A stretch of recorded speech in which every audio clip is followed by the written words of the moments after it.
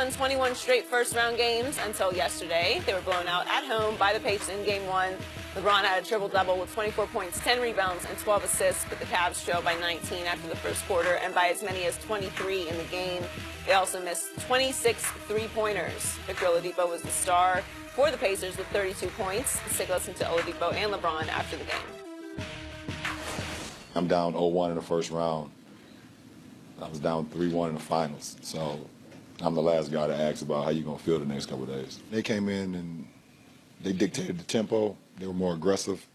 They just played inspired basketball, and they just took advantage of everything that we wanted to try to do. We're fully aware of his team, and we realize it's not going to be easy, but that doesn't mean we're just going to come in here and just fold. We planning on winning. That's why we came to this series. That's why we came to play this game, is to win, not just to come here and just be okay. Tell him, Victor. Joined by FS1 NBA analyst Chris Broussard. Wow. Like that. He's here to know LeBron. Oh. I did like that comment by Oladipo, though. I love that attitude. Chris? Do you believe it? No, I believe he feels that way. That's how you should feel as a player. What are the chances the Cavs actually lose this series? I'm going to say 10%. I still am very confident in Cleveland. I still think they'll win the East. Some of it, not just this series, but as far as the East, some of it's blind faith in LeBron. The East is full of young teams or injured teams or teams that just aren't that talented. I mean, Toronto is not a championship caliber team in terms of talent. So until I see LeBron go down 3-0 or something like that, I'll think he's going to win. No, they go down a fifth game. Until they pull that sheet up. The NBA would love to do that because they don't want anybody else in the finals except maybe Philly. But here's the thing. I liked LeBron's attitude after the game. He seemed calm. His demeanor was good. He wasn't killing his teammates. He expressed some confidence that they'll bounce back. I like that. What I didn't like was what I heard from Ty Lue. The only adjustment we need to make is our mentality or our mindset, something to that effect. And I'm sorry, Ty Lue is looking shakier and shakier by the day. It's just as simple as that. It looks like he's overwhelmed or overmatched. I mean, first of all, he started a lineup yesterday that had never started together. Never. Okay? Then you look at Kyle Korver, 3 minutes. Tristan Thompson and Jetty Osman, the last 2 minutes. Time out real quick on Kyle Korver. He's got some foot issue that's been bothering him, so I think there's something going on there. I'm not defending Tom. And then he had it in his brother. You know, his brother passed away, so he went away for 2 weeks to deal with that. So now he's really out of a rhythm. I was shocked he only played 3.5 minutes. And I think he said after the game he's going to play him more. So, but here's my thing. I think they need to make major adjustments. One I would start Jose Calderon. Yep. They are 23-9 when he starts. They're 20-6 when he plays more than 19 minutes. And he played 9 last night. George Hill, look, individually, is he a better player? Yeah. Yes. But it's not about who's better individually. Calderon has great basketball IQ. He does. He's not a great defender, but he's a smart defender. Yes. He's going to make the right reads, the right rotations. He's going to be where he needs to be. And George Hill hasn't really played well since he's been in Cleveland. I know you weren't that high on getting him anyway. I told you on the trade deadline because I watched him for those years in San Antonio, and he always came up a little short. Like he frustrated me a little bit. But he still was better than this. Then he got traded basically for Kawhi Leonard. But go ahead. And he's not a player of the stature where you just ride or die with him. No. He got to earn his minutes. Yeah. We're not just going to let you play through the slump. No, you have to earn your minutes. Secondly, I would start Larry Nance Jr. over Jeff Green. Larry Nance Jr. brings energy. Yep. He was one of the young guys that didn't seem overwhelmed by the moment yesterday. That's true. I would start him. And my final thing about Cleveland, and I've said this all year, they just live and die by the three. And they don't have to.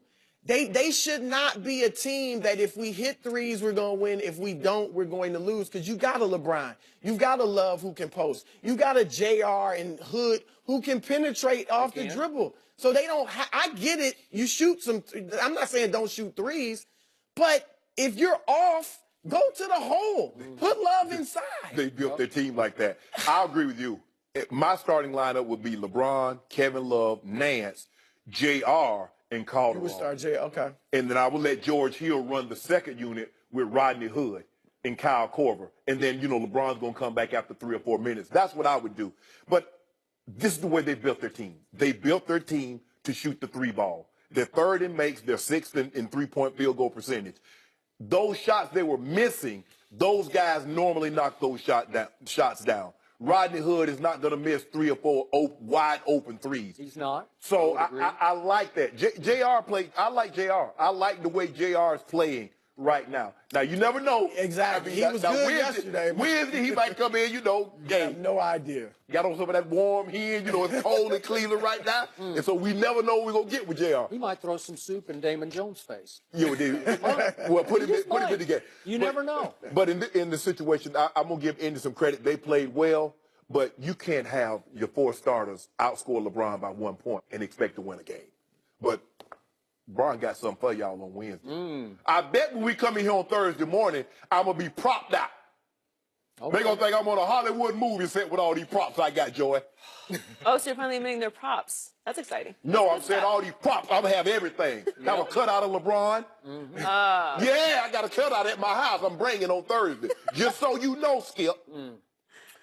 So, Chris Broussard, all last week I kept warning him that Indiana is no fluke and no joke.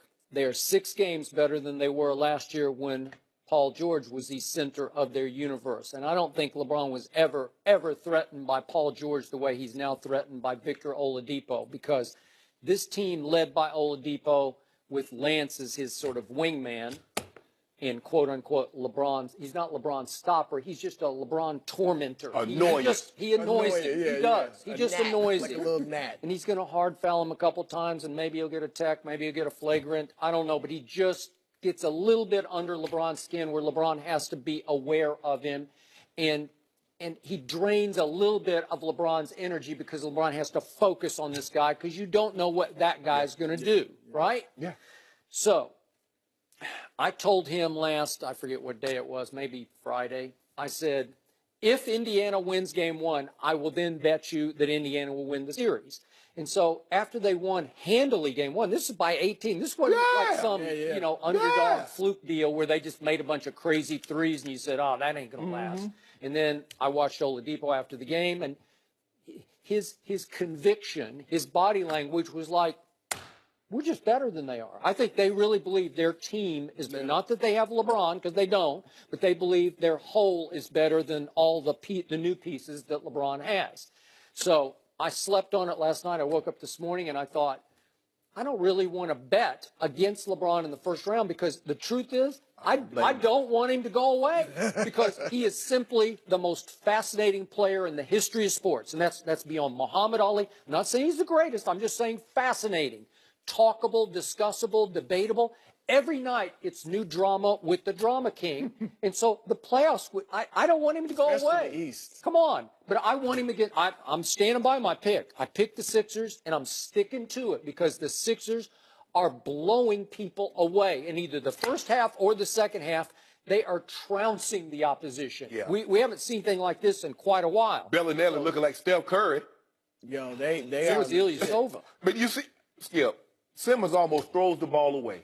Bellinelli grabs the ball and launches it from 28 feet and splashes nothing but net. It's been happening, and Ben Simmons just gets better by the dribble to me. Roy Simmons. Magic, he's the next Magic. He is, and he's starting to play with a little bit of swagger and edge. Yeah. He got a dog in him. I didn't know he had that at LSU. At LSU, he just stood and watched half the time because I think he felt like he was forced to go play 1 year of college basketball. I didn't know he had it either. He got the dog. Got Chris Broussard complexion. I was like, he well, you know, us light-skinned dudes are tough. You never know. But Embiid, who does not have Chris's complexion, I thought he was coming back for game 2, but it does sound like he's going to be okay for 3, right? The first game in Miami. Right. So if he comes back strong, boy, this is going to be an epic battle between the old guy and his new guy, his client of Unclutched Sports. Don't do that, Skip. But Ty Lue, I agree with you, though, Chris. Ty Lue needs to find a rotation. Ty just strikes me as a guy that's really impulsive. Oh, he ain't playing, get him out of there. I mean, you can't do that. I mean, for Kyle Korver to only play a little over 3 minutes, Skip, you can't. Let the man get a flow. He was already out like 7 of the last 10 games. Let him come in and let him get a flow. Shooting in practice is one thing, but you need game rhythm. Let the guy get a rhythm in the game. But I'm not listening. Not panic until the ME comes in and says and shakes his head like that. Skip, I got this guy. I got him. Well, guess who should got Oladipo? LeBron needs to guard him. JR don't lock him up. Go guard him. Why JR lock him up? Guard him. They go as Oladipo goes. He is their new solo star. So when you're not saying guard him the bulk of the game. No, but he needs in game 2. He needs to take him for some stretches and see if he can. He did. He took maybe for some stretches. JR gonna lock him up. I think also Ty they need to sit down with Jordan Clarkson and say, look, you're going to have to defend. If you want to play here, you're going to have to defend. Because Jordan's got the athleticism. He's got the strength. He could defend if he wanted to. He doesn't have the want to. He loved the offense. Yes, and I get it. But yesterday, you didn't even give us offense. Speaking of which, I think LeBron was trying to get these guys involved to get them going. They hadn't played together. Get them going early. Well, but I want to see him. None of those newcomers, except for George Hill, had been on the LeBron playoff stage. It's hard, man. I wonder if Hill is like overwhelmed by playing with LeBron or something like that. But I want to see LeBron come out early and just punch him in the face. Hood have a big first quarter. Which he did not do. No. We argued to start the show. LeBron James, if he is in fact the best player on the planet, he needs to come and set a tone in quarter number 1. He went 0 for 4. He's a field guy. He tries to feel the guys out. But here's the thing. It's one thing that's like, okay, yeah, I've been in the playoffs, but have you been in the playoff when the expectation is to win the title? Yeah. Rodney Hood has never done that. George Hill, I think they were like that for a little while. Going along because they had the dunkies, they had the big. But so with that pressure, this is a whole different type of pressure what they're experiencing right now. Right. But watch your Wednesday night. I got something for you, Skip. I'm coming out here with a 23 to Lange jersey. I ain't wearing no tie, so I'm telling you now, Healy, I'm coming out here with a 23 to Lange jersey, my cutout LeBron in the back, and my shoes. Well, guess who the pressure is on this time? Who? It's on 23 in ways he's never felt. I know he said, don't ask me. Never felt. Come on. Not like this. Like he was saying, don't ask me this question because I'm the guy who was down 3-1 in the finals. 3-1. They had gotten blown out in games 1 and 2 at Golden State by a team that was 39-2 at home. Do you really think there was any pressure on LeBron going back to Oracle for Game 5? Yeah. I'll give you that. There was. I still think there was more pressure than this. That was the finals. And even Orlando. Remember when they had won 66 games? Yeah. They lost the first game in Orlando, then they came and won the second. Obviously, they lost that series. But the most pressure was this time. Okay. Remember 2012 in Miami? They're down 3-2 going back to Boston, and that may have been the best game of his career. But I'm talking about the first round in a series you're clearly big favorites to win. He had never lost Game 1 at home. He was 12-0 in Game 1s at home. Now you have to play Game 2 at home. And I'm not saying it's a must-win, but it's a better win against a team that is not afraid Chris, of you. I got some pressure for you. What about Game 6? Against San Antonio. Huh? Game 6? Yeah, Game 6. Yeah? 3-2. Yeah. On your home court. Yeah. That ain't none of my business, though. Huh. Well, you know what happened. I know exactly what happened. LeBron turned it over 3 times in the last 3 minutes. He did.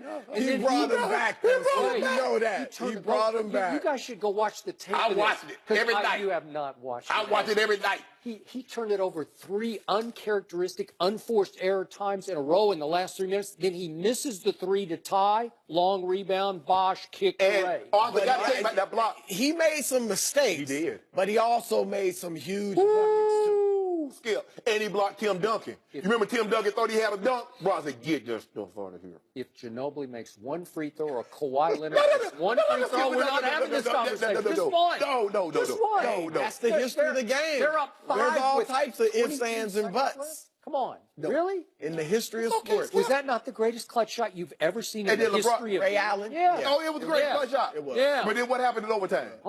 My team was shot. No, we shot him. O'Brien shot him. Bron did not. They got to be mentally tougher than that. Yeah, Skip, you talking about bounce back. You got a Tim Duncan and Kawhi and Manu and Tony Parker, and y'all was shot. Joy doesn't like me saying this, but there were some Heat fans who were streaming into the night at that point. Some were leaving. Some lost hope. Wait, Joy. Kind of like those Cavs fans last night, huh? Yeah. No. Yeah. They ain't lose. Boy, they were Y'all in be the hating. They were exit. booing. They Well, booed nah, and that's not left. right. Whoa, hold They on. should have booed. You booed. getting blown out like Chris. that in game one? How close was that Philly game with the Heat? Oh, how soon they forget that LeBron came home to them. Ah, One game, one No, loss in I the had first no round. problem with them booing. I mean, They came out late in the They were cheering for the No Heat. problem with them booing. Philly fans were cheering for the Heat. They like, keep that performance going. No, Keep it going. ABC showed some poor little Cavs fan just crying in the stand. That was terrible. You can't do that to your little fans. I got He'll something pay for you him on back. Thursday. Yeah. I got something for you He'll on make it Thursday. up to him. Well, whatever it takes. That's what you better have. Nah, nah, Thanks for Whatever it joining us. takes. Did the Cowboys make the right move cutting Des Bryant? We'll discuss that with Super Bowl champion Brian Cox next.